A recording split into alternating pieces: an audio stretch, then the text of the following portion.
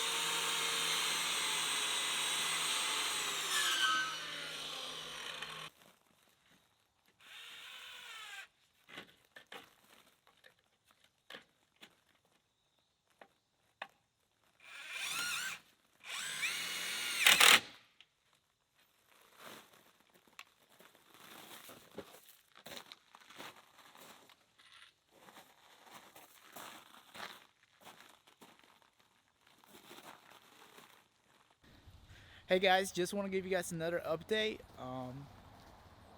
Yeah, we got all the gravel in the foundation, so now we're getting ready to pour concrete. We dug out the extra the holes for the big beams, the 8x8.